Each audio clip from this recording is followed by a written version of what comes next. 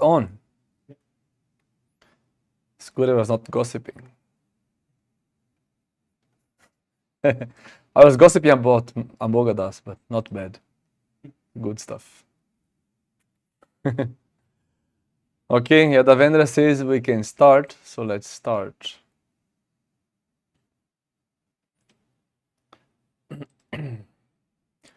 Om.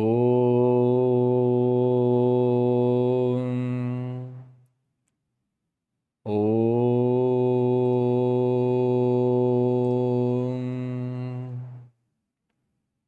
Om.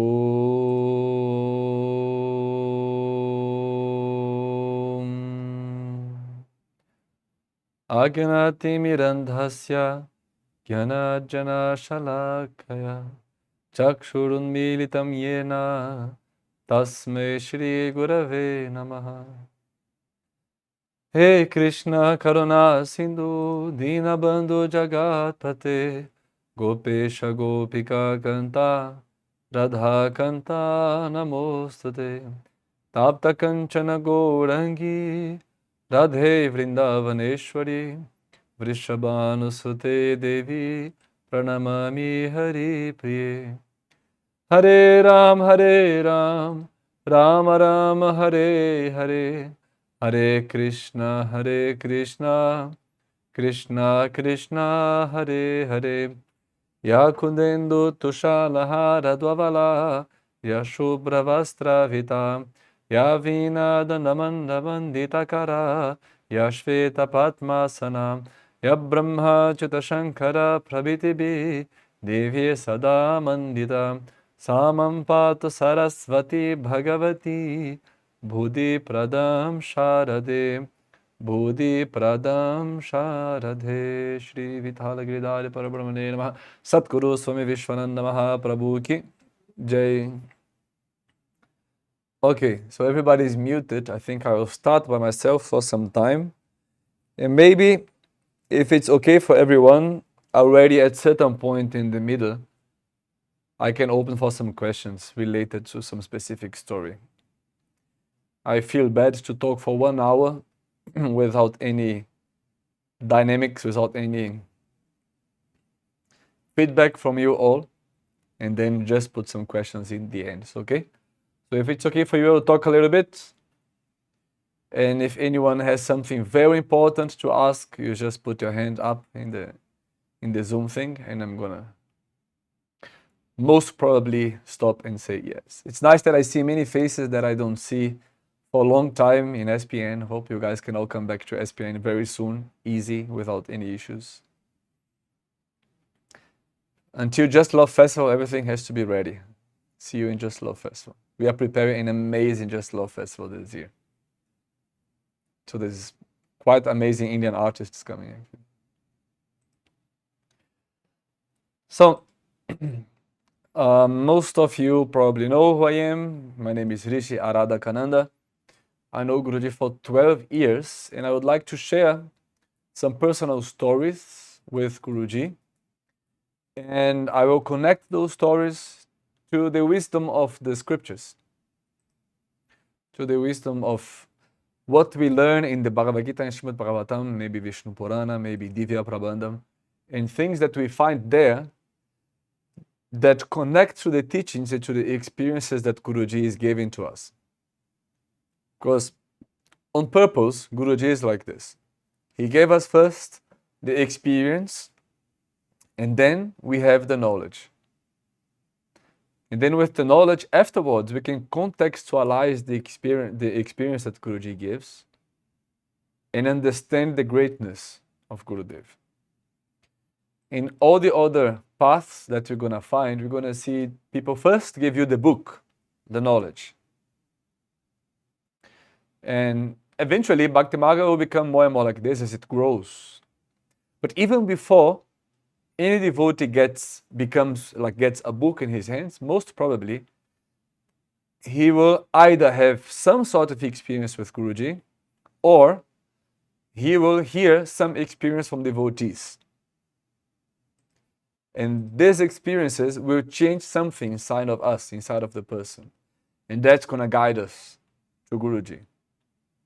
So first is the experience, and then is the knowledge that will put that specific experience into context.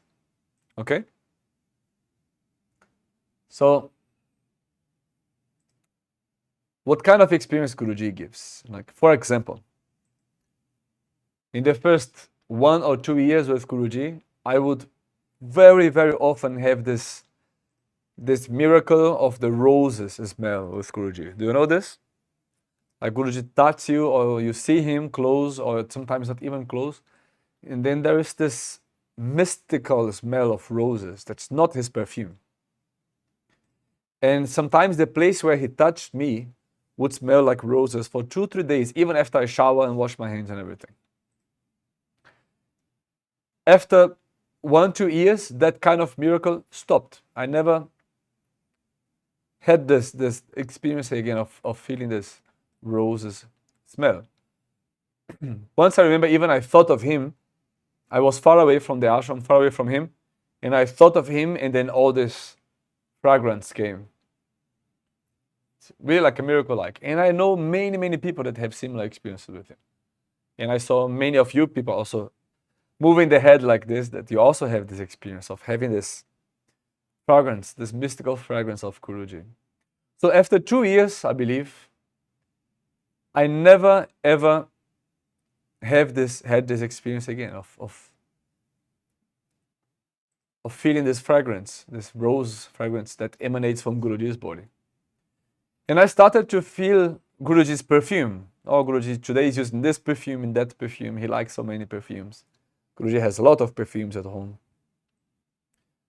And one day I took the courage to ask Guruji, after many years, maybe like 3 or 4 years ago, I took the courage to ask him, why is it that I don't smell that fragrance anymore? So Guruji, this miracle of this rose perfume that comes from your body, did you stop this because you only give this to new people, or why? And Guruji told me, no, it's because you got used to it. So basically, I'm constantly swimming in Guruji's miracle. And there's so much that I cannot even perceive it anymore. And that's how devotees live. At certain point, it becomes normal for us. Guruji's miracles, Guruji's experience. And from time to time, we have to sit and meditate on the past, on our experiences, and in peace. Just think about all the experience that Guruji has been giving to us and be grateful. Because it's like a gulab jamun submerged in sugar. It doesn't know what is to be salty or to be bitter. It's always sweet. So that's the normal reality. It's like a fish always in the water. The fish doesn't know it's wet because it's constantly inside the water. And so are the devotees, constantly immersed in Guruji's grace. So we have to know we are immersed in his grace. And this specific miracle of Guruji's roses, when I understood it was a Guruji's miracle, I could straight away connect to the miracle of another saint that would also give similar experiences to his devotees. Do you know whom? Which saint from West Bengal who lived in America at the end of his life? When he passed away, his body would emanate, they write like this, his body was emanating mystical roses, and his body was out for more than a week without any sign of decomposing. In all this week, his body was emanating roses smell, not other smell. Which saint performed this miracle to his disciples, devotees? Paramahansa Yogananda. So when Yogananda passed away, his body was only emanating smells, this rose, mystical rose smell. And then when I have this experience with Guruji, it was like he's showing me that he is very connected to Yogananda. At least, let's say, very connected. I'm not going to go deeper in that, but it doesn't matter. Guruji's incarnations. He is the Supreme Lord himself. We don't need to go more into that.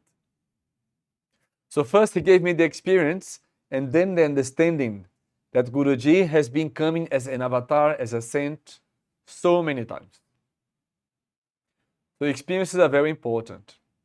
And it's very important for devotees to trust also experience of others. Try to listen more to the devotees who are grounded, who are not fantasizing, telling about me, I was flying in my dream, in Guruji this, Guruji that. The real experiences of people when they are awake.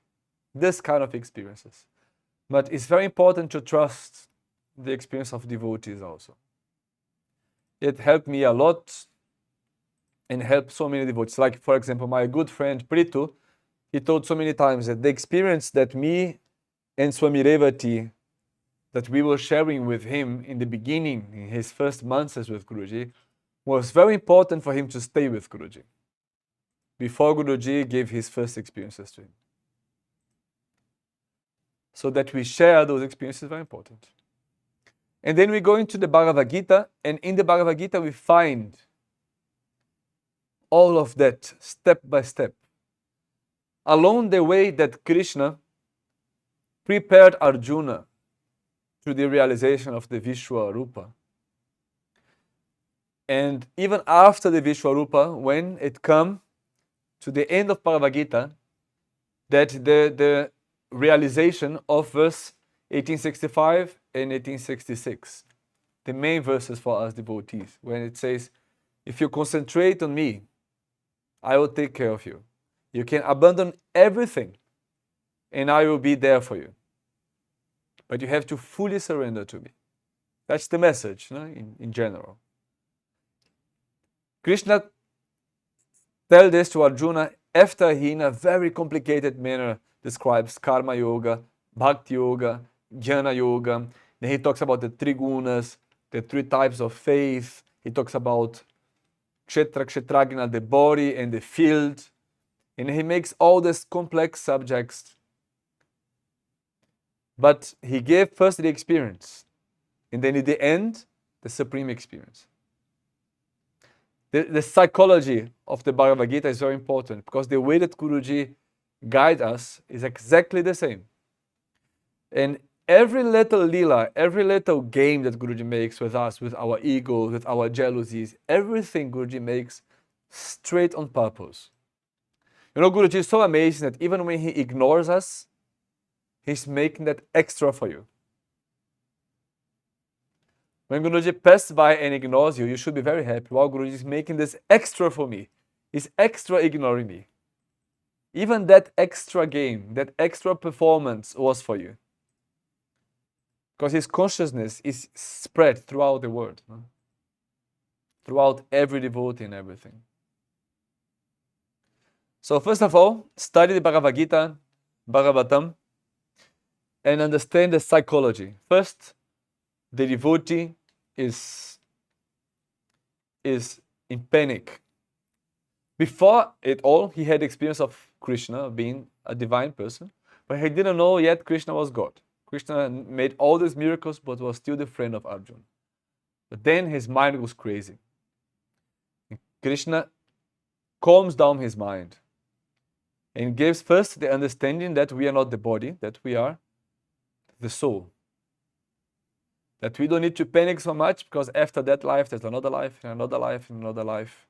And all this panic, which is related to the attachment of the body, we should give away and trust the Lord. And then he gave us the knowledge of Karma Yoga, and Karma Sannyas Yoga, of Jnana Yoga, of detachment, of real detachment.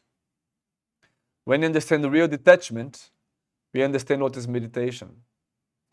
And then when the meditation comes, we need to understand that this meditation has to be in the right aim. Chapter 8, Akshar Brahma Yoga. So it's not meditating on anything, meditate on that right aim.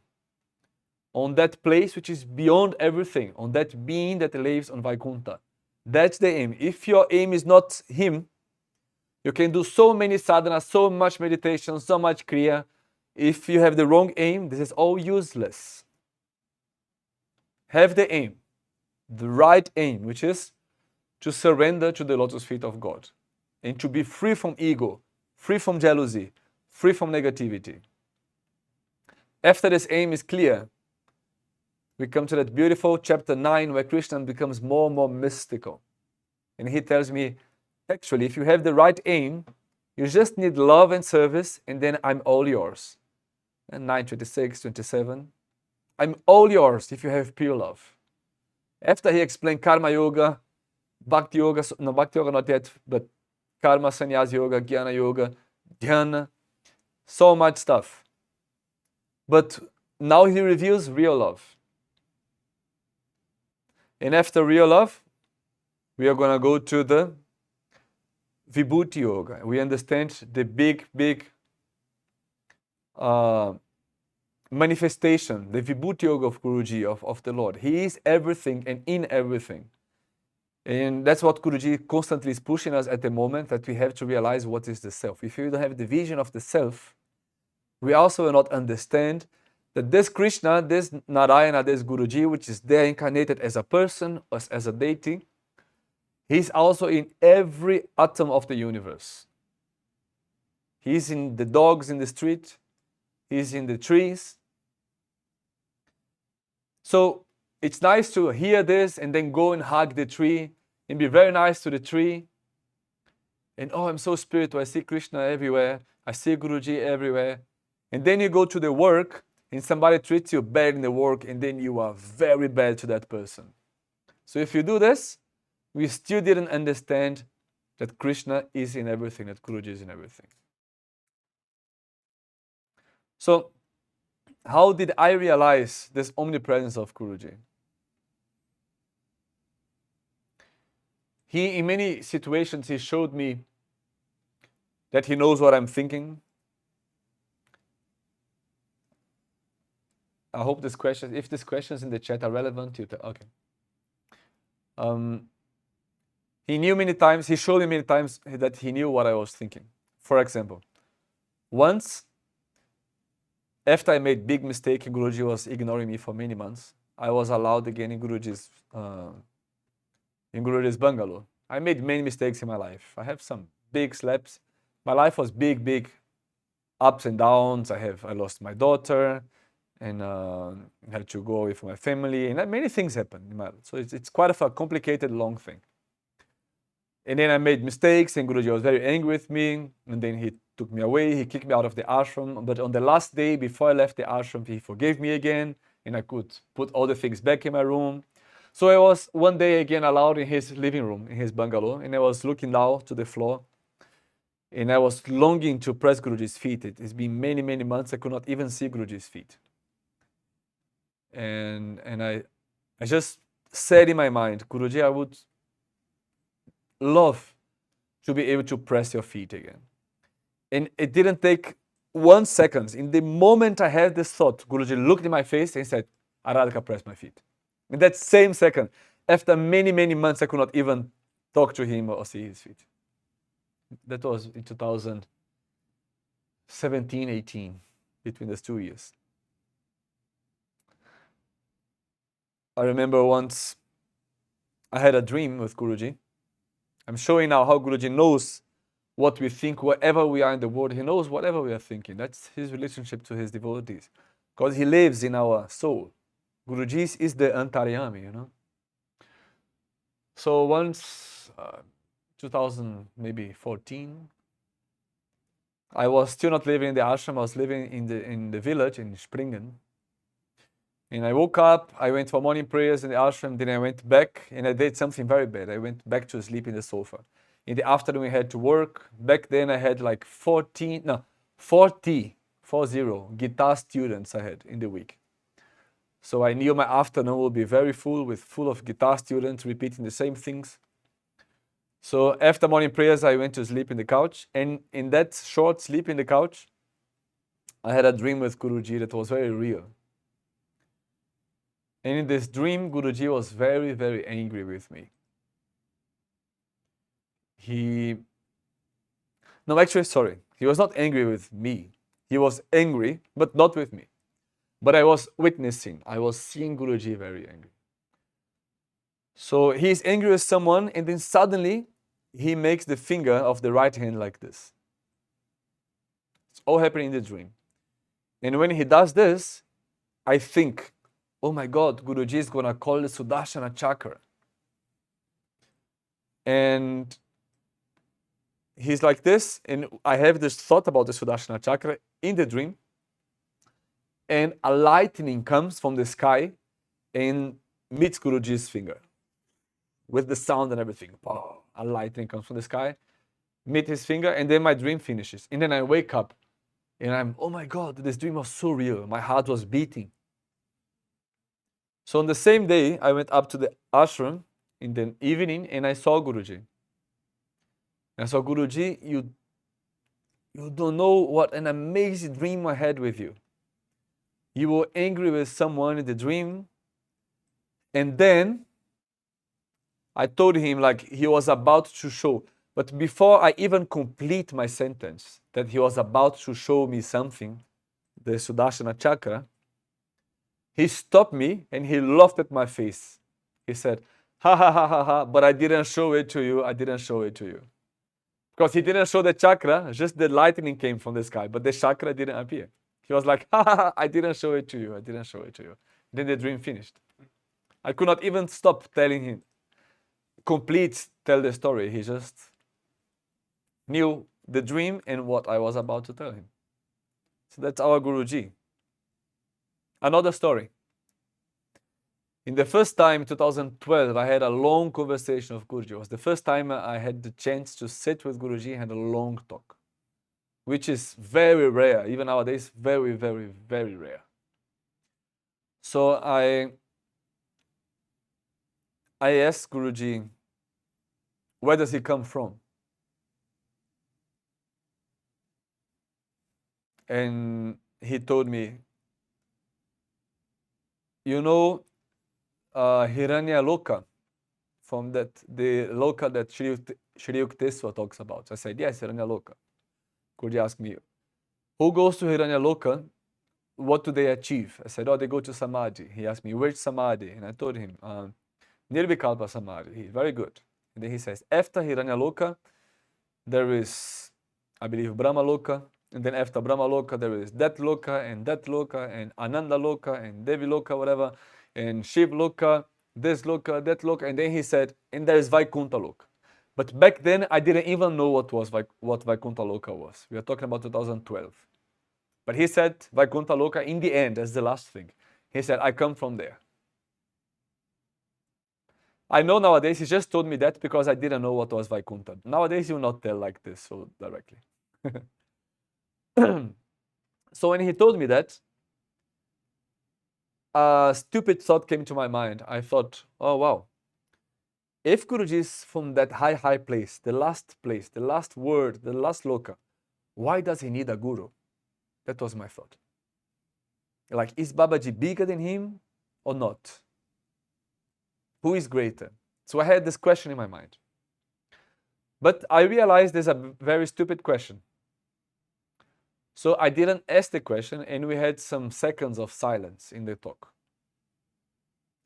You know, a bit of an awkward silence.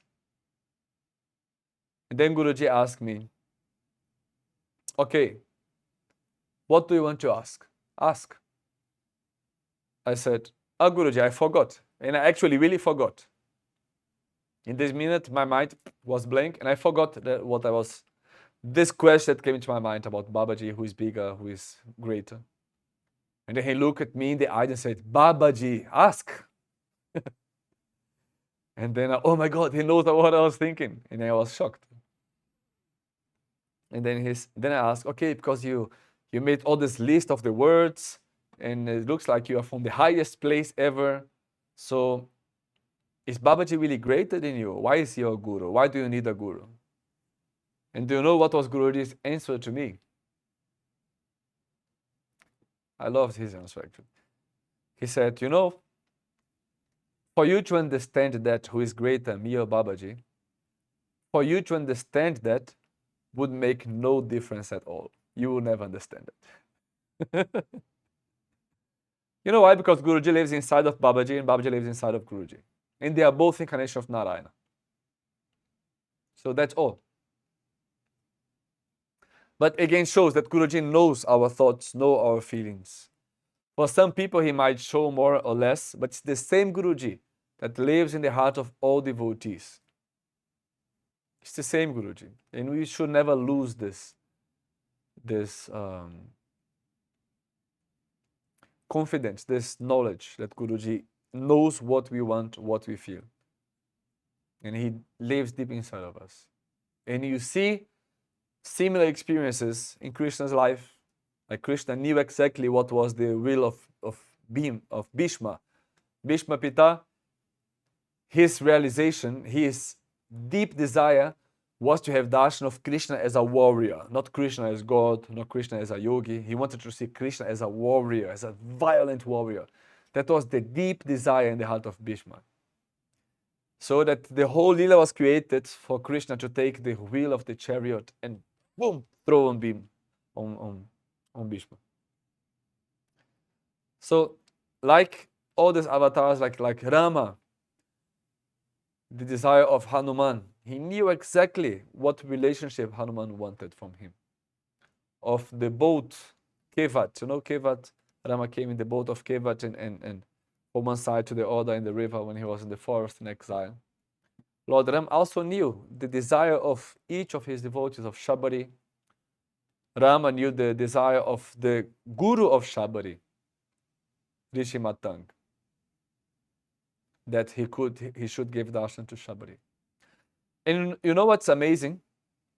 When Shabari has the darshan of Lord Ram, what does she ask to him? Like Ram asks, okay, what do you want?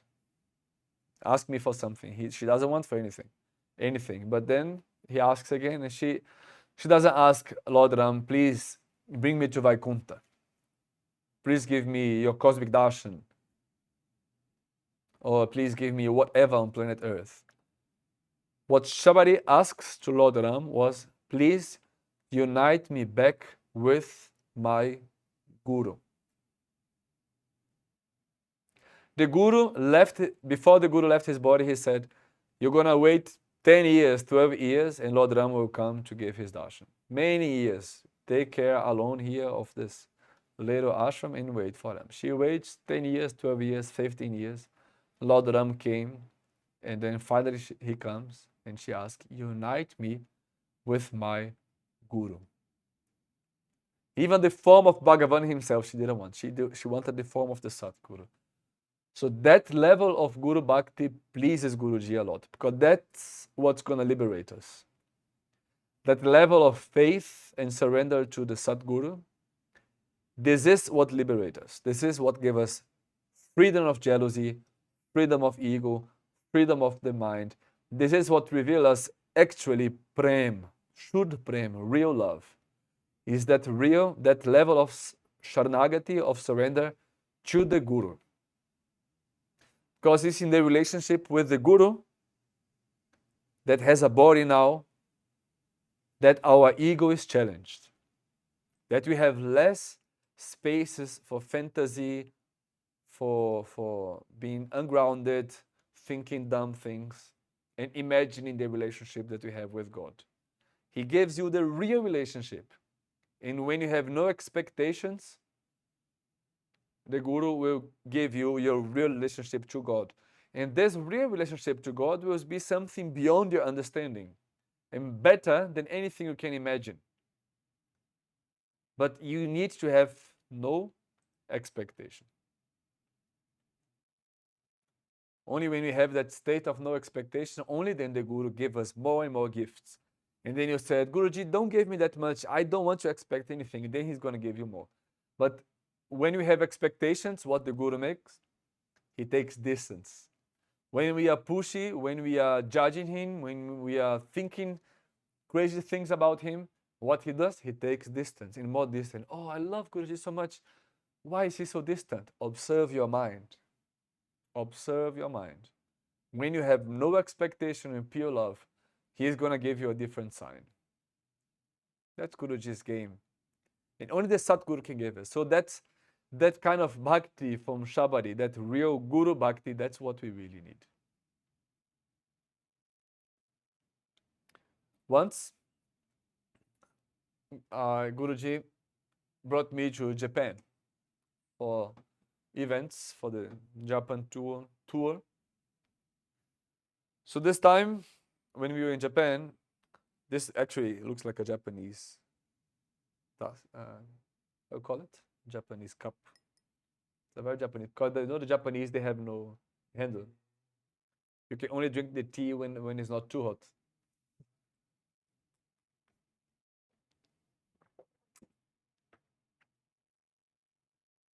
Sorry for the drinking sounds in the microphone. So I was in Japan with Guruji, and it was the second time I was with Guruji in Japan. We were traveling from Osaka to Tokyo in the train. And normally there is devotees that come from Russia, because they come just over from Vladivostok. They just swim and reach Japan. They walk over the ice. So we were making amazing kirtan in the train, and we were super happy and super relaxed. Everybody was super relaxed with Guruji. So suddenly, Guruji, there was some silence, and I tell Guruji, oh Guruji, it's a pity that we're going to have only one day in Tokyo, and then you have to fly back, that we cannot visit that amazing place in Tokyo. I said one amazing place that every tourist goes, and we went once. And in that moment, Guruji's amazing mood finished.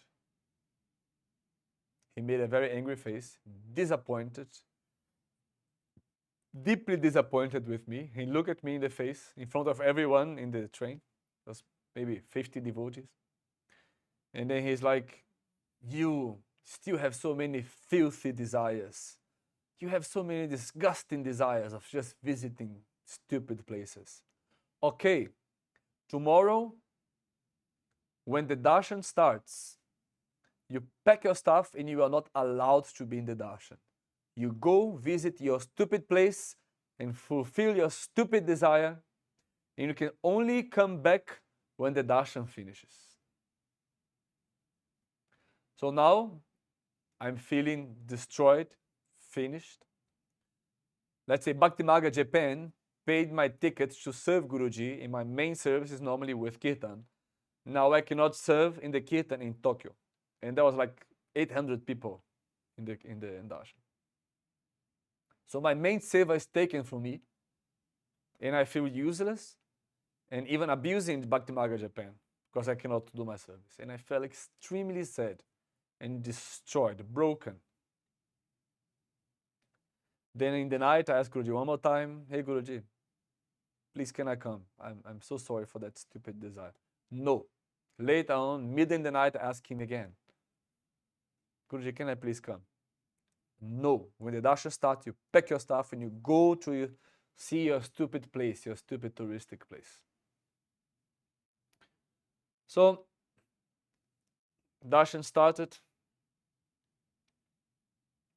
Guruji looks at me. He sings, I play for him. I remember he sang, Om Namo Bhagavate Vasudevaya. Om Namo Bhagavate Vasudevaya. He sang this bhajan. And then he looks at me and he says, now go. He takes the microphone off, look at me and say, go. So I cannot help the Japanese devotees. The bhajan group there was still in the beginning. They could not do much. And I was, oh my God, it would be so bad.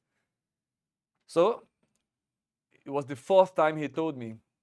So I take my stuff, I pack, and I go. I don't even know how to go there. It turns out it's in the other side of Tokyo. Tokyo is a gigantic city. I have to change the subway, metro, 3 times. Then I'm traveling like almost 1 hour to get to that side of the town. And then I look at the place. with a terrible feeling, and I literally spent like 30 seconds looking at the place just to fulfill Guruji's adesh and go back to the train to go back so I can be there more or less when the darshan is finishing. And then all together it took more than 2 hours, but it was like 3 hours trip. Just go look at the place for 1 minute and go back. And then I was a bit stubborn. Because he told me I could just enter the hall when the darshan finishes. But I entered, the darshan was not fully finished. I was at the back, far in the back, but I was inside. And then he called me to the front. He says, "So, you really left? You really went there? You really went there?" No? He said, "Yes, good. You told me 3-4 times to go there." And he told me, it was a test. Whatever it means. And then I could play a little bit in the last 2-3 bhajans. Still, it was a terrible feeling. And so that's a little strong experience that you see how our desires are filthy and how our desires and wishes actually stink for Guruji. For Guruji, it stinks. And he can smell it from far away. And sometimes he has to give us a hard treatment for us to understand that our desires are limited and they slow our process of getting close to him. You know? The whole chapter 8 of the Bhagavad Gita is about that. That we learn to overcome our stupid desires so that we can have focus. Yeah? If we have the right focus throughout our life, the chapter 8 of Bhagavad Gita will reveal to us that if you have the right mindset, focusing on the Lord throughout our life, in the moment of death, we're going to think of Him. But that's not going to happen if you don't think about Him, of Him, throughout your life. If you don't give your life to Him, if you don't give yourself to Him throughout your life. This thought is not going to come in the end of your life if you don't give our whole life to Him. So that is what you need. That's kind of the of knowledge that confirms Guruji's experience now, for example, of him being very strict with me in Tokyo. That he's cutting for me these desires. Now, every time a desire like this comes, this alarm clicks. Oh, bad desire, control. You can go to a tourist place if it's correct, if it's a right thing to do or not, but never keep this desire within yourself. Your only desire should be Guruji and Narayana. You can go, you can enjoy, but always have Him in mind. What does Krishna says on chapter 3, verse 6? That we can believe that we are devotee, we can think we are very great yogis. But if we are practicing everything that Guruji says, if we are practicing everything that Krishna says, but our mind still contemplates, oh, actually, I would love to be not here, but at the beach having a nice cold Coca-Cola. If you are doing the spiritual service, but your mind is contemplating on the pleasure of the world, we are actually only hypocrites. The practice bears fruits when we are there, not only the body, but also the mind. And okay, the mind went there once. Shall I kill myself because I'm a hypocrite? No, we are all hypocrites anyway. It's normal. That's the human nature. But be stricter with your mind a little bit and take your mind and put it back. Don't let the mind play. How many of you were here on the Ramayana, Akhanda Ramayana, with 12 hours Ramayana in Mauritius? Maybe whoever was here, you saw one moment I was sitting on the floor and my mind went astray, thinking the most stupid things in the middle of the Ramayana. And then I feel Guruji's presence, and Guruji is behind me, looking at me with eagle eyes. You know, like eagle, the bird, like its killer eyes. Guruji look at me behind me with eagle eye, and he says super loud, "Keep your mind in Lord Ram. Don't let your mind go away." It was so perfect. The moment I was sitting, the band was singing beautifully, and suddenly my mind was going, I don't know, so far, Brazil and chocolate and music instruments and whatever. And I don't know whatever stupid things I was thinking. But for many minutes, my mind was just totally far away from the temple, from Ram name, from Ranganath, from him. And Guruji knows and he smells it, that stink of desires and stupidity. And he literally shouted at me in the middle of the Akanda Ramayana because my mind was far away. Like he literally shouted, everybody could hear. People looking at me, trying to imagine what I was thinking. And I was happy that nobody else could see my mind apart from Guruji.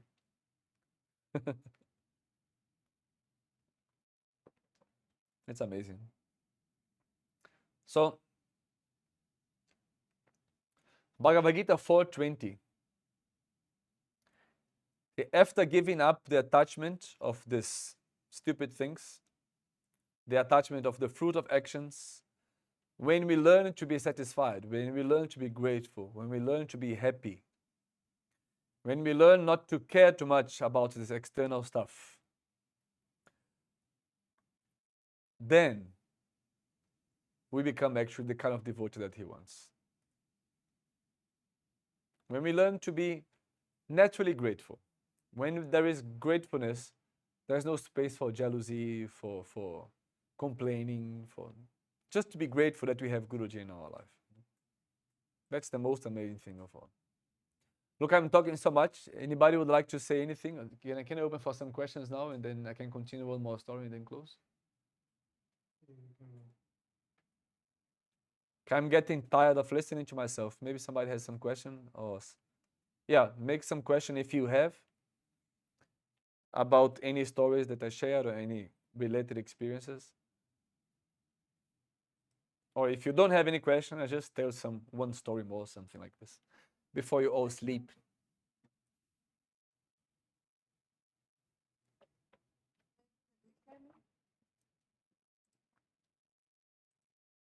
Да, слышим тебя. Слышно. Was it, do you know what was the test that Guruji said that you went or you was not supposed to go?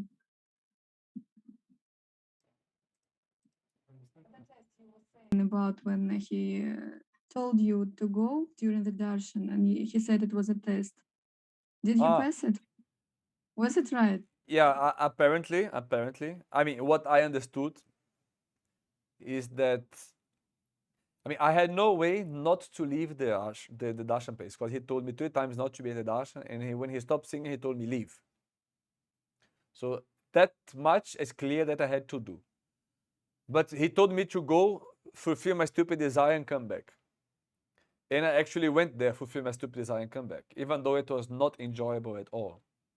I think what he wanted, the way that I would pass this test with like the best score, 100%, not like 50% as I did, would be to probably just leave the darshan hall, but be just outside in his presence, still checking if he needs something, still checking if he needs my service at any moment, still checking if the kirtan is very bad, but ready with my service, just outside the darshan hall. I think that's actually what Guruji was expecting from me, that I didn't click. Thank you. Because there is 2 moments in my personal experience. There's 2 things only that when Guruji tells you not to do, that Guruji tells you to do, that you can go the other way. Only 2 things. One, when he tells you to throw away Mahaprasad, he's always testing you. He already tested me and other people with it. Like he gives you Mahaprasad and he says, throw it away, put it in the bin. That's a test. Oh, he's giving me Guru, what does I have to do? No. Mahaprasad is he himself. Can you take Guruji and throw in the bin? You cannot. So that's one test. Don't do what he's telling you. And the other one is when he tells you to go away from him. Every time Guruji tells you to go away from him, you have to know where you are allowed to be, and you be as close as you can. Don't, if he tells you to go away from him, don't be like this in his face, annoying him, of course. But know how close you can be. Okay, I can be outside the door. I can be in the next neighborhood. I can be in the next city. I can be in the next room. Be as close as you can, but don't go away from him ever, if you can. So these are the two Much. things that I learned from my life experience. If he tells you to do, you can kind of contradict. All the rest, please do exactly what he says.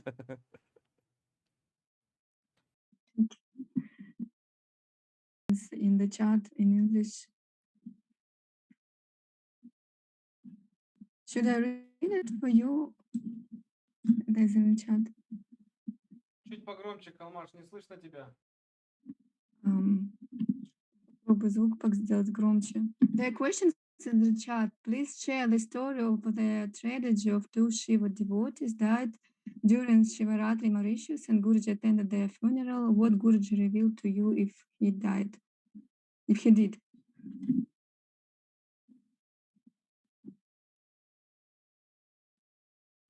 Can you There is repeat? something with the sound. I also hear not good. Repeat. Yeah, there's in the chat in English. I don't know with the sound. The last one? But wait. There is two questions. The Shiva devotees. Please share the story of the tragedy of two Shiva devotees dying during Shivaratri Mauritius. And Guruji attended their funeral. What Guruji revealed to you if he did? Actually, he didn't reveal much.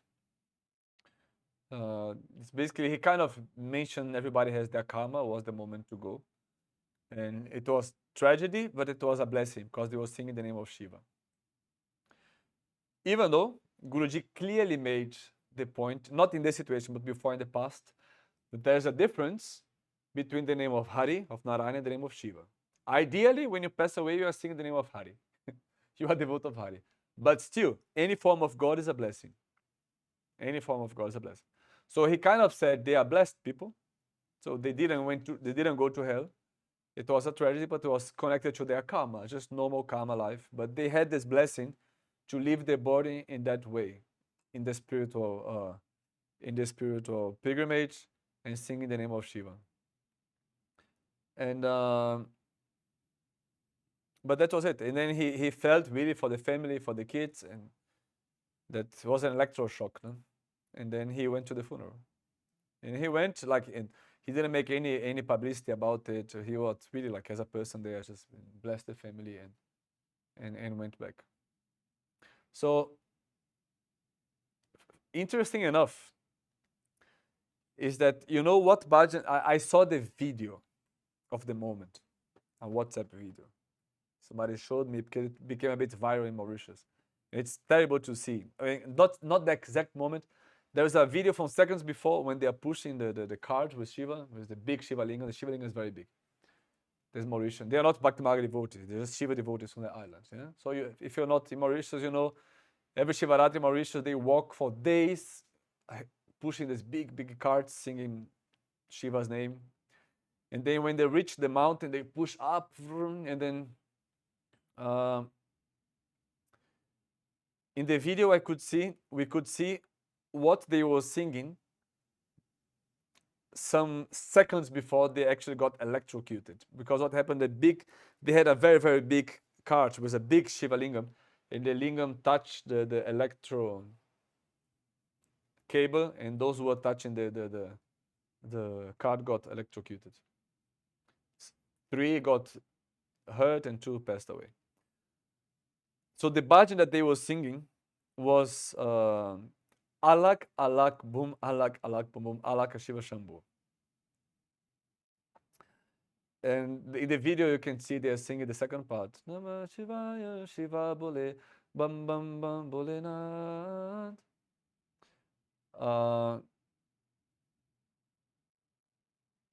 They didn't die suddenly. They died in the hospital. I don't think so. I saw in the video 2 people totally dead.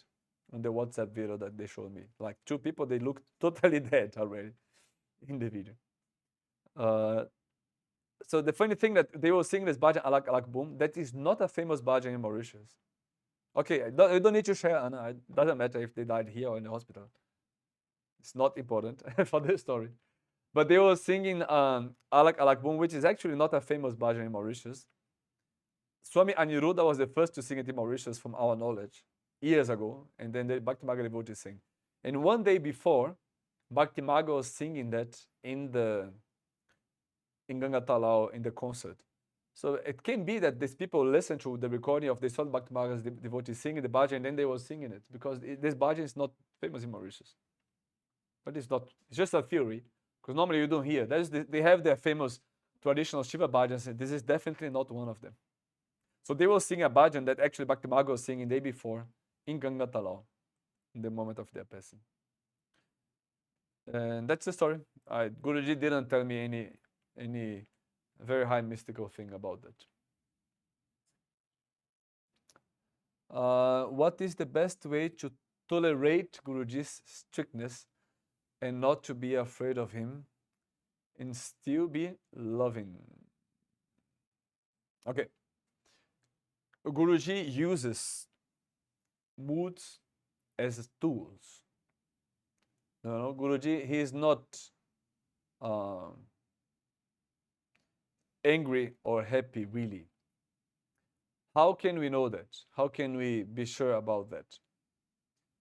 Because so often you see Guruji changing his mood from one second to another like no normal human being would ever do. Like one moment he's really angry with someone or sad, and then in the next second he's happy playing, singing, or the other way around. And then when you observe here more directly, you understand that he's using this mood as a tool to create something in the devotee that will make you grow.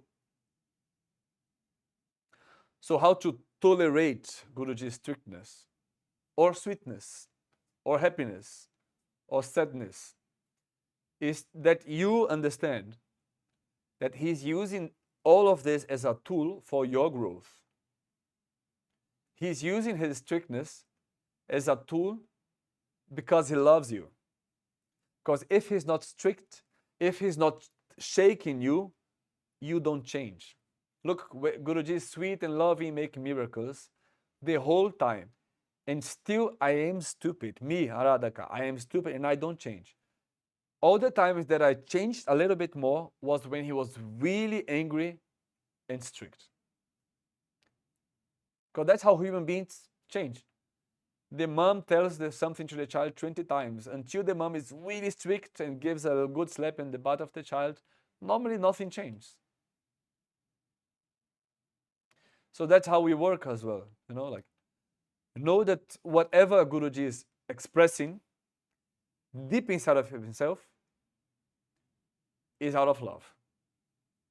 But it doesn't mean that when he's being strict with you, you close your eyes and smile in front of him and say, "Oh, Guruji, give me a hug. I know you love me."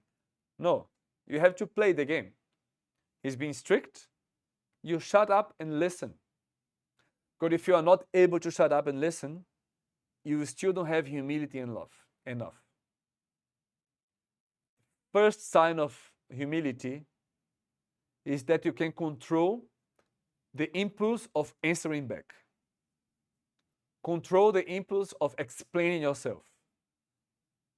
When Guruji or anybody accuses you of doing something that you didn't do, are you able to control the impulse of explaining yourself, of saving your image? That's the first sign of humility. And Guruji tests us a lot in that. Look at these big Christian saints and martyrs. They've been accused of so many things they never did. What do? Okay. No problem. You want to torture me? Torture me. I mean, it's an honor for me to die like my master did, tortured. Did Christ explain himself when he was being judged? Like, oh, you say you are the king of the Jews. No, you are saying that. I'm not saying that. Are you doing many miracles? Are you manipulating people? You say whatever you want about me. He's not trying to defend himself. He's not trying to explain himself. So when Guruji is strict with us and tell us something, control yourself, control your impulse. Just put the head down and listen. And believe me, when we start to be able to do that, in the middle of this tension moment of his strictness, we feel love in our hearts because we feel this humility that makes us actually feel the love of God. Love of God only comes with humility. And Guruji will work hard for you to be humble. And how he can make you humble if he doesn't tell you, hey, you white person, you sing like a stupid thing. He needs to make us humble. If he only gave us praises and praises, our ego becomes so big and we are not able to listen to anything and anyone.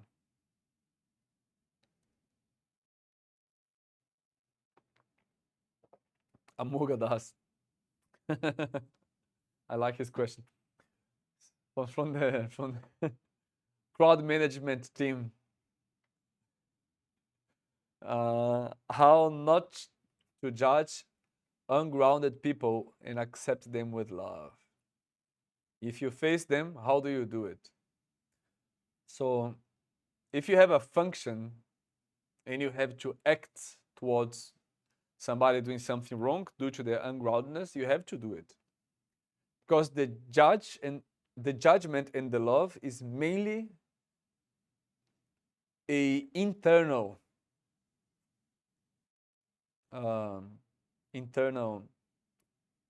situation. That's Bhagavad Gita. Né? I think, what chapter is it, 2 or 3, when he says, maybe it's even after. No, actually it's much after. He says, action with inaction and inaction with action. So, when people are doing something wrong, let's say, if the ungrounded person is not harming anyone, it's just being ungrounded, and you have this feeling, let's say you're not judging, but you have this deep feeling inside of yourself that this person is wasting her time with fantasies and creating her own Guruji in her mind and not seeing what Guruji is really telling her, this person. So how do you handle this? I would say, if you're not a Swami or a Rishi, you don't have to handle this. Unless it's creating harm to the Sangha. Or you are a friend of the person.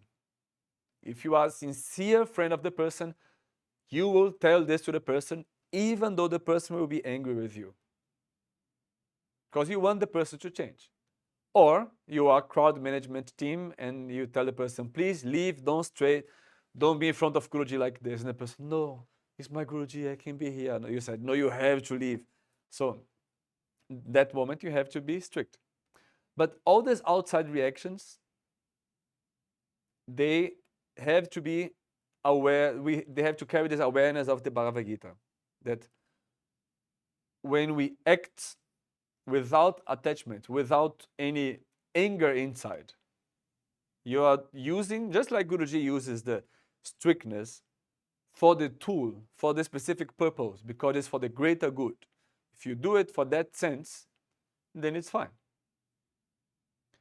The only problem is when we react, when we suppose the person is ungrounded. If you are not sure, just don't do anything. Or if we get too extra annoyed and we act with anger, and then that anger comes out, and then our reaction is an overreaction, and then we create just bad for the Sangha and bad for the person. So that's how I would say, how I personally would judge with the situation. Like, is the person creating harm? No, leave it. Is the person my friend and I can help? I will go and talk to the person. Is the person creating harm and I'm as annoying my seva? So I'm gonna be strict and don't care what the person thinks about me, straight away. And if if you know somehow how to help the person, then you do it. Because sometimes people don't want to hear. Sometimes all these people would need is just to be ignored. Because normally when you're really talking about ungrounded people, all they need is attention to confirm that they are very, very high spiritual people. The moment you ignore them, it takes some time and then they become cool again. But one of the signs of these people who are not, what I'm talking about being ungrounded here is about people who live in fantasy and they need constantly confirmation that they are very high spiritually. And then they create fantasy words in spirituality. So if nobody gives them attention, and then slowly that will finish. But if people feed them and give them attention, oh, tell me more, how great you are. So that's how you do it. iPhone is asking me how to deal with aggression. Wow, it's like a artificial intelligence.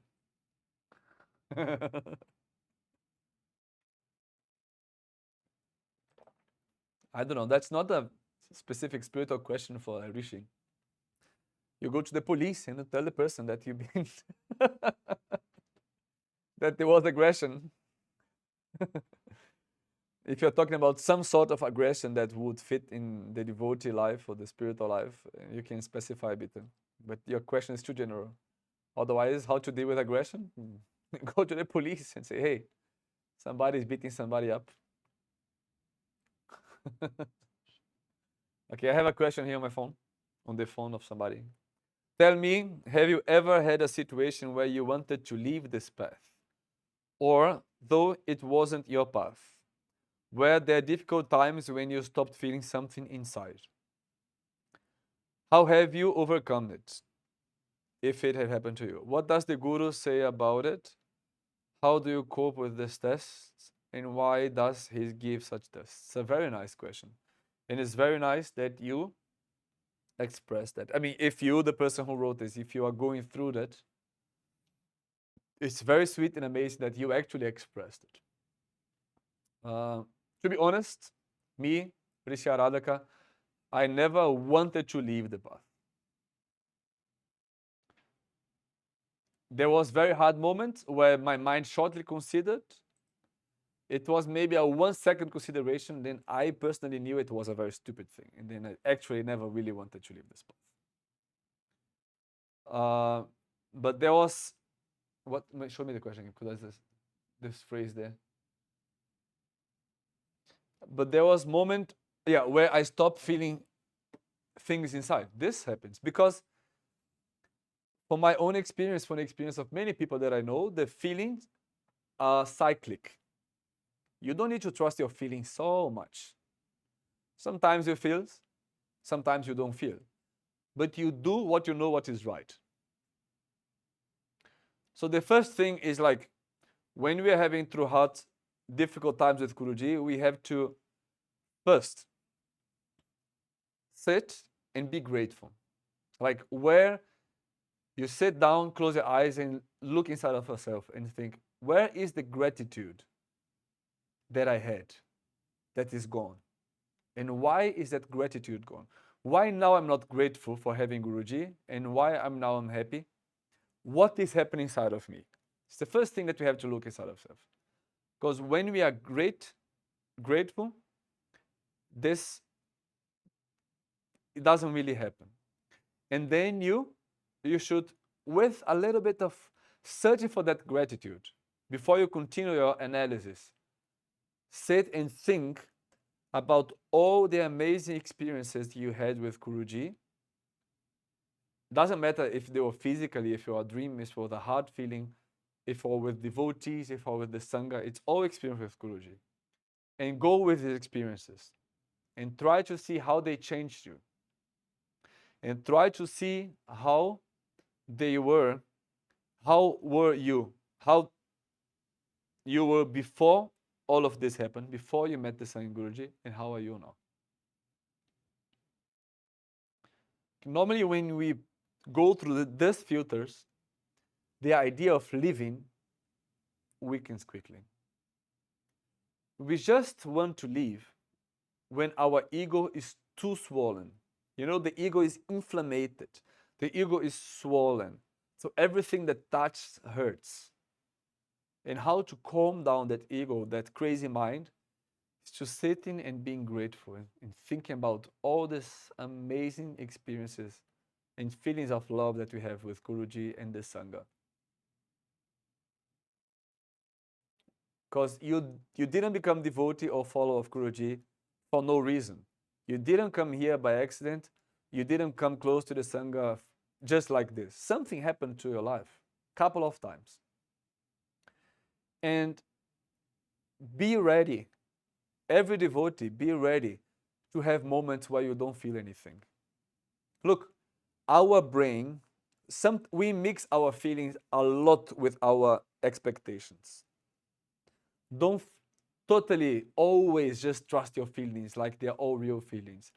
Know that we have a mind and we have expectations. And sometimes we think it's a feeling, sometimes half a feeling, sometimes a real feeling, but be aware, it's not always. Sometimes it's mixed with frustration, expectation from the dumb mind that wants to get attention, that wants to have experiences and visions.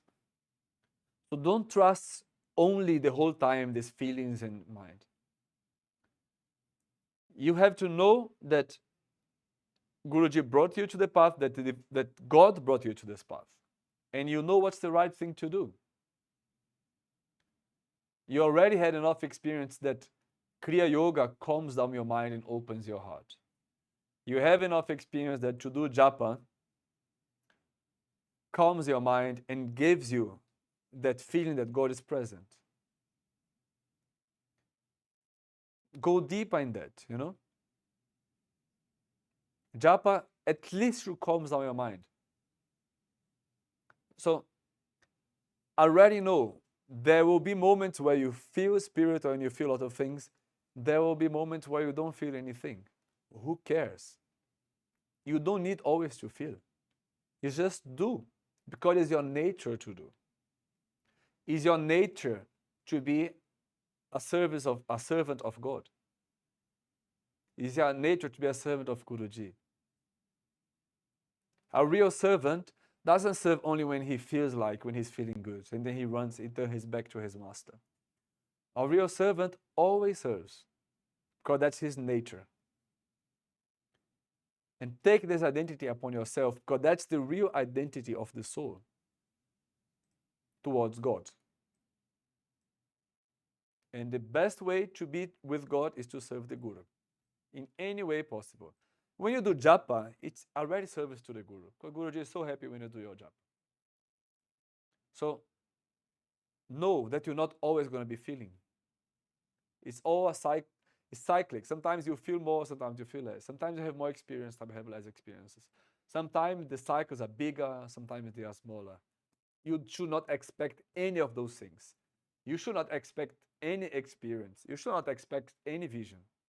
You do it for the sake of doing because you know deep inside of your heart that's the right thing to do, and because you are so grateful that you have Guruji in your life, and because in deep analysis of ourselves, we realize that we without Guruji, we are very dumb and stupid.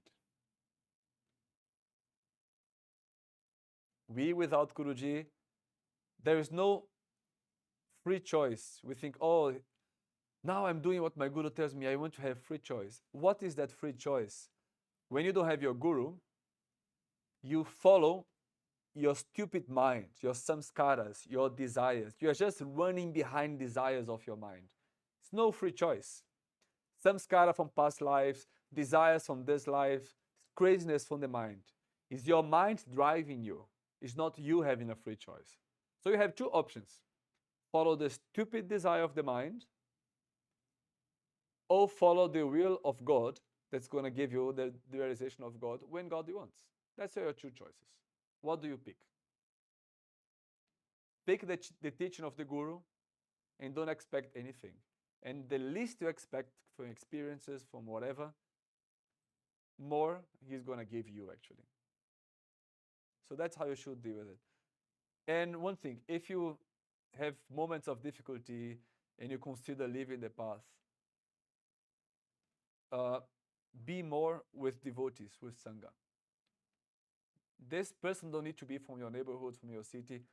Whatever devotee you trust. If you don't trust the devotees around you, if you think, oh, all the devotees in my city, they are stupid people. Okay, if you like, judge them, judge them.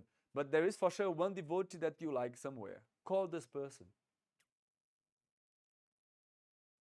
Call this person and talk and open your heart. Don't hide. Don't hide these feelings in your heart. So that's the best thing that the devotee should do. When the devotee chooses to be away from Sangha, I'll tell you something. It may be hurt to hear that. When the devotee says, oh, I don't like Bhakti Marga, I don't like my Sangha is there. Every time the devotee chooses to be away from Sangha and not to do Seva, it's always ego. There's no way around that. If you think that for some reason, for some excuse, it's better for you not to do the Seva and not to be with the Sangha, no, it's your ego beating you up and making you stupid. Because the Seva that you do is not for the people around you. It's a little external act in Guruji's mission. And the result, the fruit of the action is not on you. Bhagavad Gita, the fruit of the actions is to Krishna. You do the service, and that is going to give you the inner relationship to Krishna and to Guruji that you actually are looking for.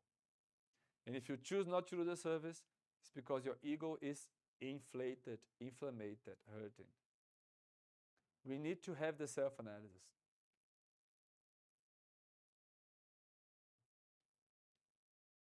I think we talk a lot, huh? It's a very hard talk, huh? It's only one. Okay, somebody wrote me a book here. Let me read this book. It's very big. Can you close this thing? Sorry, I clicked on something here. I'm not an iPhone person. I'm a poor Samsung devotee. There are many situations when Guru brings devotees closer to him, but then it happens that he stops interacting with them at all. Paying attention, speaking, writing, and so on. I know many cases when he could not communicate with these devotees for years. But in the beginning, he could bring them very close. I know many cases when people left him because of that. I also know cases about it. How do you deal with that? Why does he do it? I also know of cases where his closest disciples left him with the utmost attention and were close to him. But they still left. Why does this happen, and how do you deal with it? What does the Guru say about it? There's like 20 questions here, man. You wrote it, Ravendra? Special to people, bro. Nice. No, they're good questions. And I like observing this because we all learn a lot with all the situations. So sometimes the Guru is close and then he takes distance. So first of all,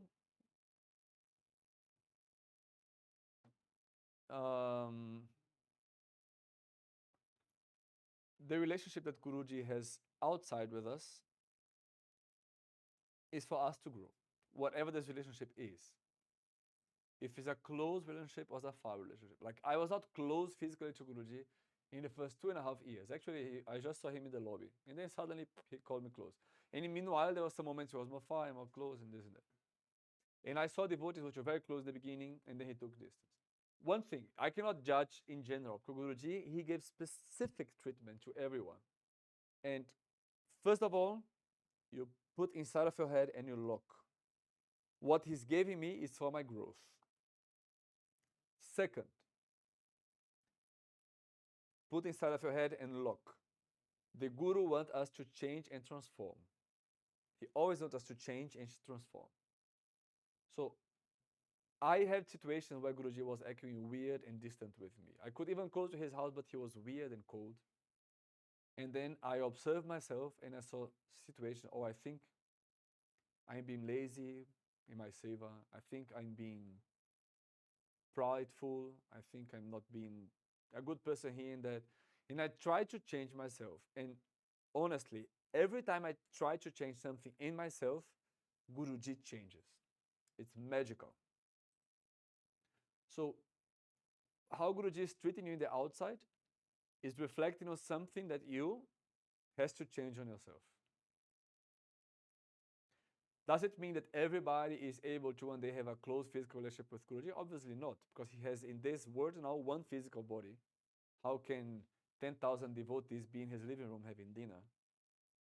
It's physically impossible. But still, everything can change when we change. So if you think that if you feel that he took distance from you, and it could have been because of something in you, you have to be very honest about yourself.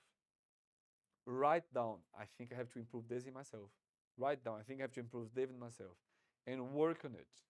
And observe how he is not going to change. So I think that's the first thing.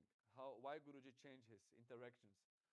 Guruji is always interacting. You have 10% better.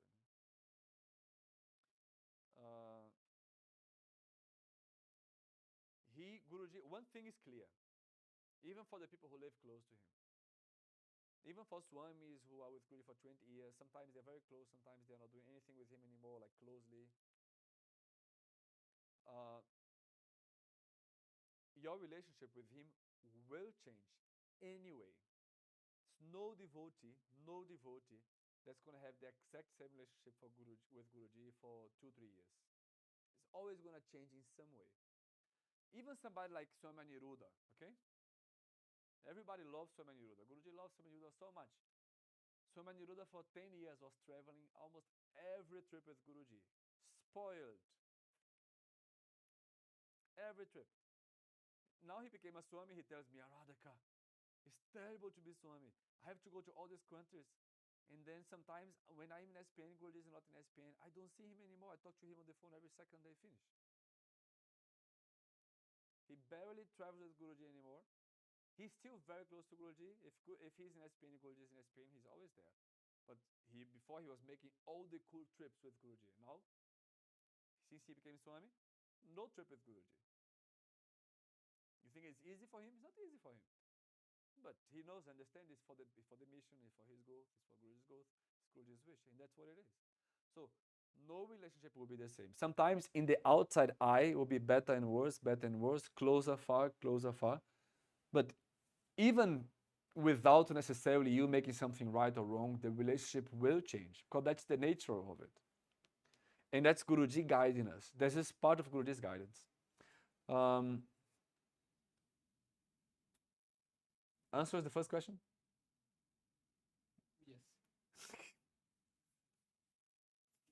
Yes. Why does he do it? Okay, I think I answered it. And then close disciples who left him. Well, what do you think? You think every close disciple of Guruji is already enlightened and realized? No. Guruji said in so many satsangs, some people he keeps close to them because they are in the intensive station, because they need constant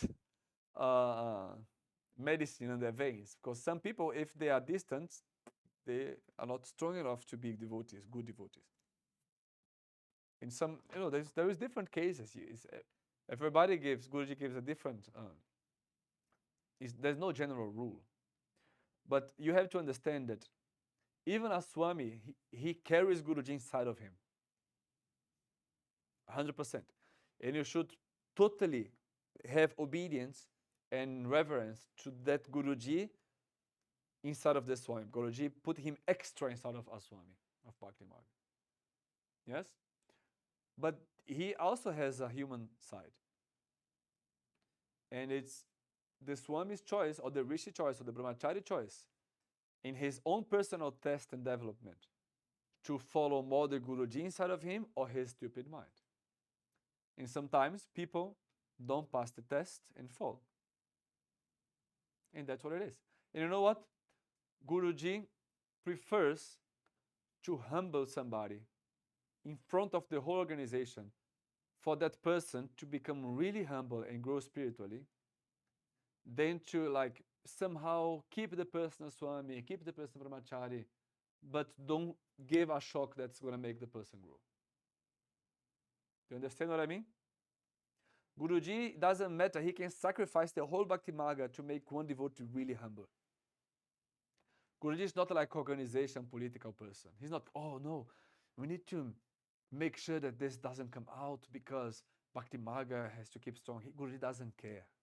He doesn't care. Guruji wants his devotee to really see God, to really be humble. And sometimes for the devotee to really be humble, the devotee need a big slap and lose all the position and go lick the floor and go really humble and understand how stupid he was in his mind. Understand? That's why people fall. Because Guruji, if they failed, if they missed the test, they'll miss the test. And the relationship with Paramatma is eternal. Later in this life, they will try again. If they don't try this life, they'll try next life. Guruji has eternal patience. Eternal patience. He pushes you in this opportunity as much as he can. If you don't go along, he'll wait for your next time. That's next life or next time or next many lives.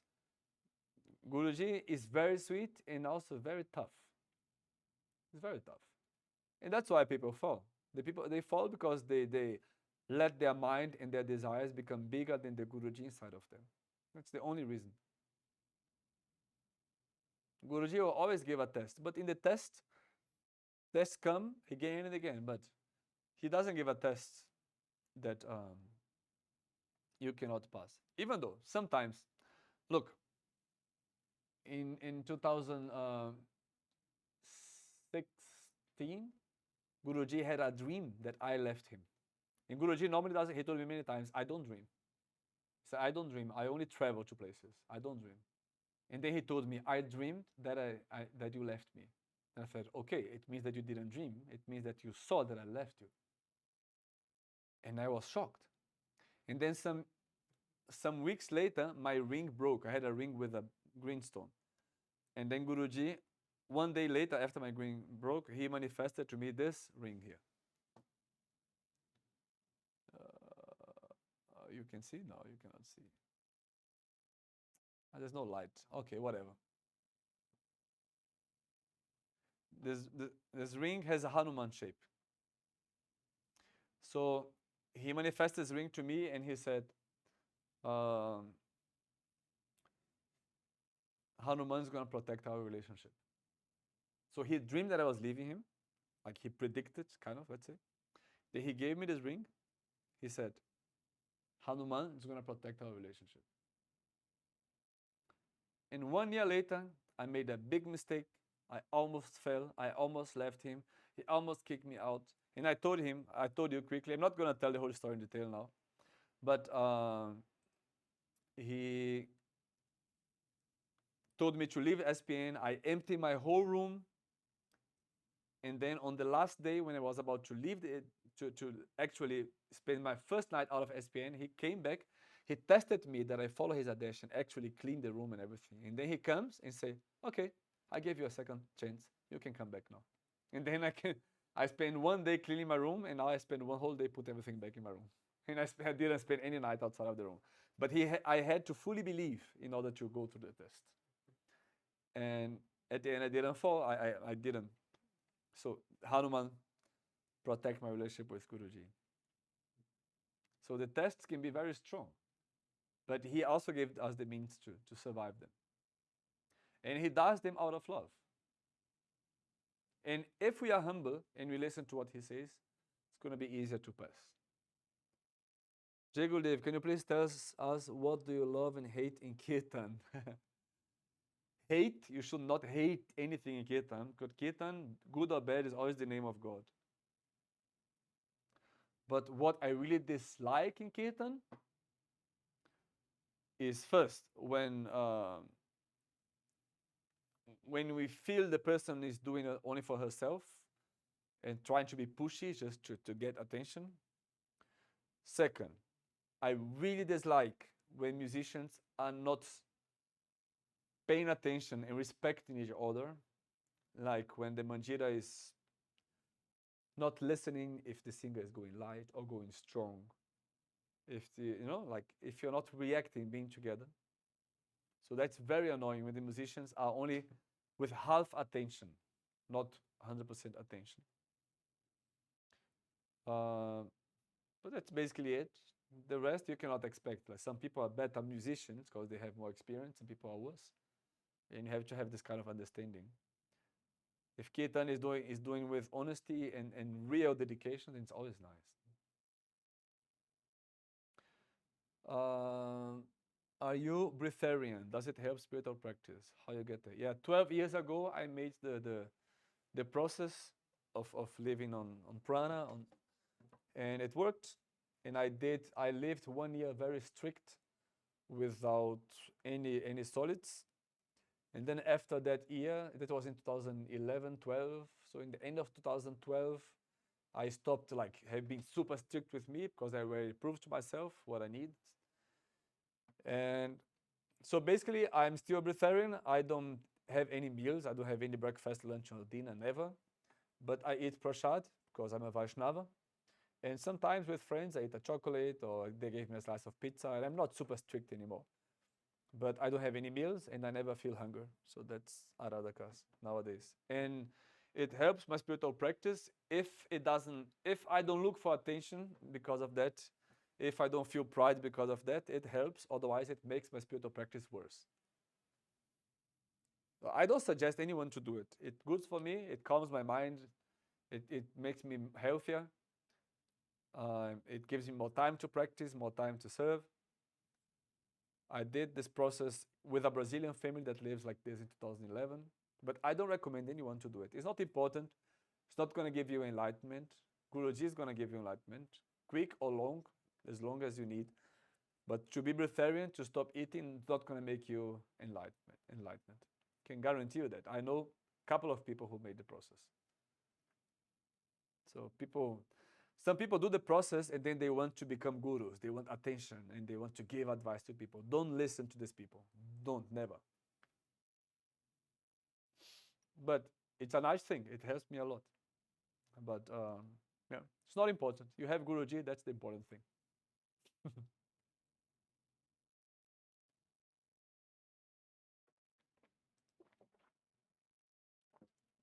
Okay? One more story? I select some stories to tell eventually, but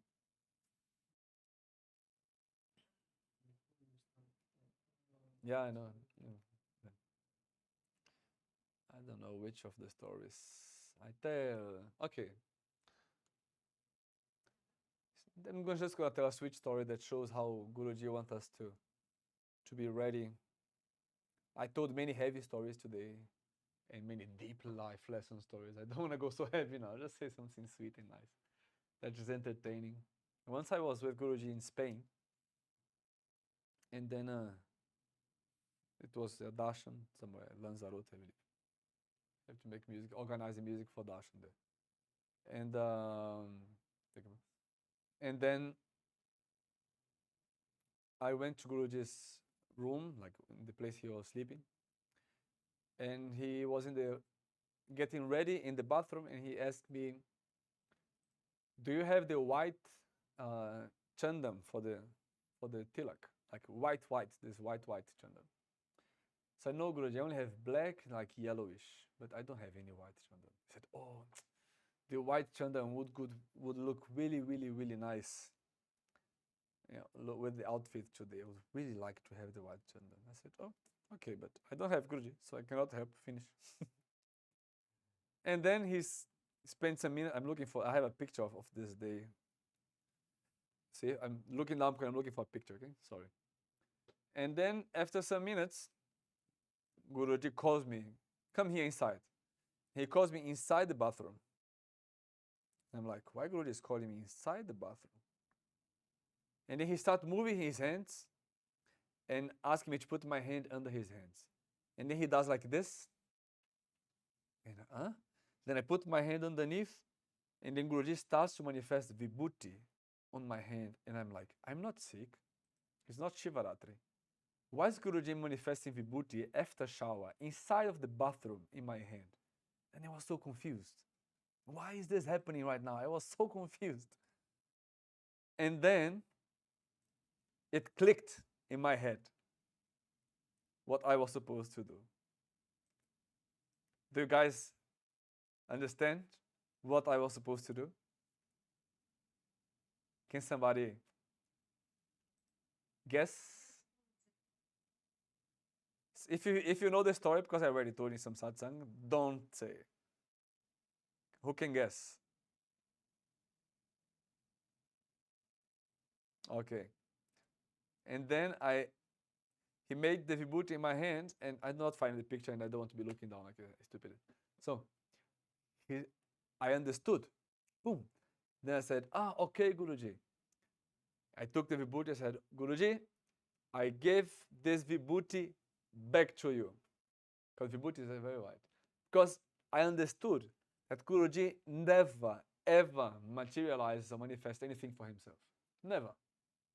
So he didn't want to manifest vibhuti for himself, to mix with the yellow chandan and make it white.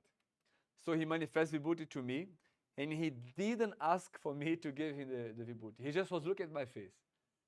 And normally I don't get these things. Normally I'm a bit slow. But in that day, by his grace, it clicked and I understood that he wanted me to willingly give the vibhuti back to him.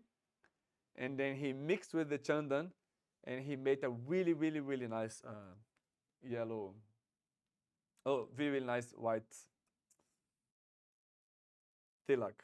We really want this picture, my God. Actually, it was not darshan, it was the inauguration of the Harihara temple with Giridhari and Shiva in Lanzarote. So he had a beautiful, beautiful tilak on that day.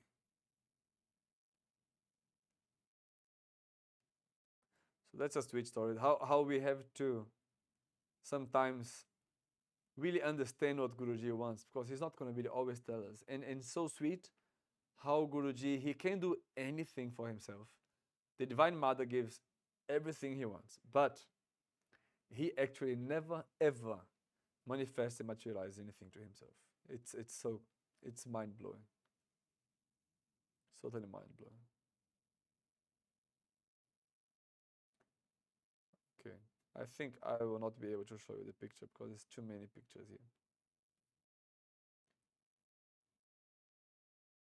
So, what did we learn with that? It means if Guruji manifests Vibhuti for you in the bathroom, something weird is about to happen. Something unusual is about to happen.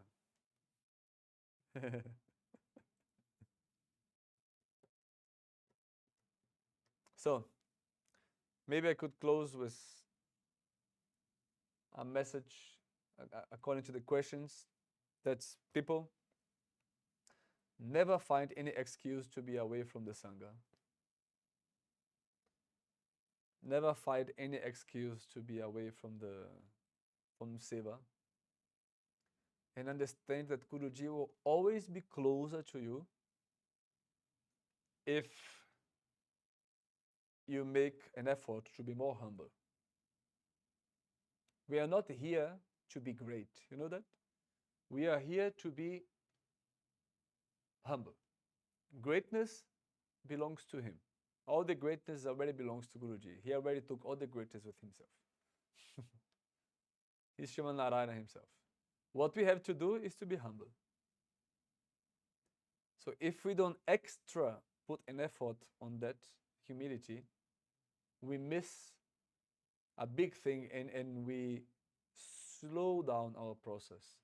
And also we make our relationship with Guruji much more difficult, even internally. So if I will just give a message to close this nice talk with you guys, is just every day consciously think about that and work on humility, on be humble. You know, when your parents tell you to wash the dishes, wash the dishes. When I knew Amogadas would look at his daughter. I actually said this because of that.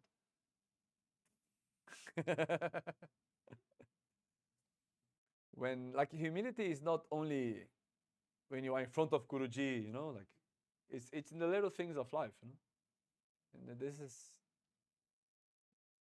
all of us, you know, have to think about it. Like even me, like constantly the whole time I have to when I oh okay, I know that Madesh and Jagadish will be washing the dishes in the kitchen in the house here with Guruji.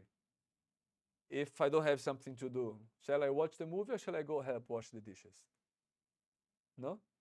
So what choice what I'm gonna do? All these little things. It doesn't mean that every time you have to be like a Taliban devotee doing everything and never spend the time with Guruji. And of course, but every day we have to analyze ourselves because the mind is very tricky. 6:36, Krishna says, the mind is very, very, very, very, very hard to control, but it's possible. As hard as the wind, but if you put an effort, you can control it. So that's what Guruji wants us to put an effort. And when we put an effort, we only do 1%. Then he gives actually the rest. But we have to make our effort daily. Jai Gurudev. Okay? Om Shanti Shanti Shanti Shri Gurubhyo Namaha Hari Om. प्रेम से बोलो सतगुरुदेव श्री स्वामी विश्वानंद महाप्रभु की जय. हरि भक्त संघ की जय. समस्त भक्त मंडली की जय. Russia, Ukraine, Georgia, Belarus, Kazakhstan, Kyrgyzstan, Sangha ki jay.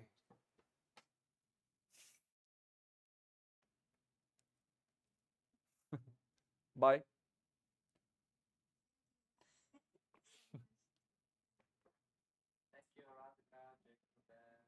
Thank you, bro.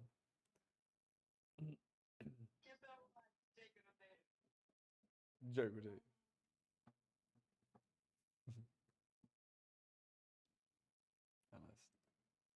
Can I leave?